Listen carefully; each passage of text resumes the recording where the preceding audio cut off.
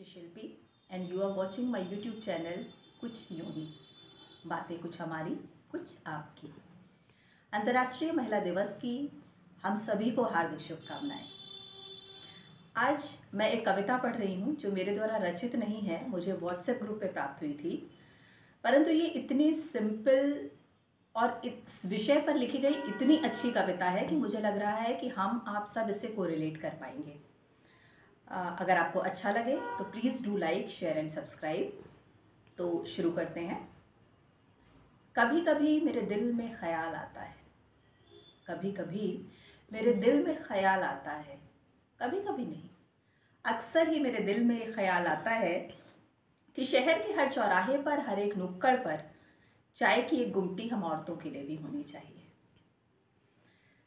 कभी कभी नहीं, अक्सर ही मेरे दिल में ये ख्याल आता है कि शहर के चौराहे और हर एक नुक्कड़ पर एक चाय की गुमटी हम औरतों के लिए भी होनी चाहिए, जहाँ खड़े होकर कभी अकेले तो कभी अपने दोस्तों के साथ बीच बाजार भरे चौराहे ठहाके लगाकर साझा कर पाएं अपनी घुमक्कड़ी के किस्से।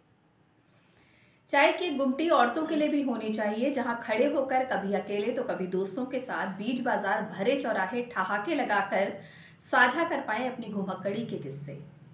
नौकरी की परेशानियां, नज़रअंदाज कर दी गई फप्तियां, देश की इकॉनमी पर अपने विचार, वायरल हुए जोक्स और मीम्स और वो सब कुछ जो हमारे मन की चारदीवारी में खरबों युगों से जब्त है।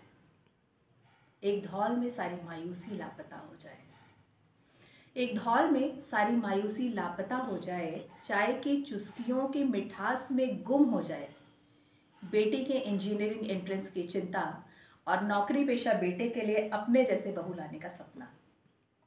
और सबसे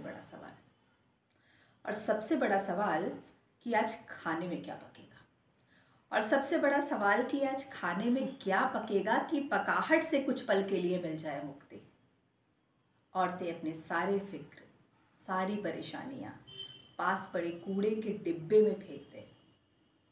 औरतें अपनी सारी फिक्र, सारी परेशानियां पास खड़े कूड़े के डिब्बे में फेंक दें और मुस्कुराते हुए कहें, चल यार कल मिलते हैं, इसी समय अपनी इसी चाय की नुक्कड़ पे।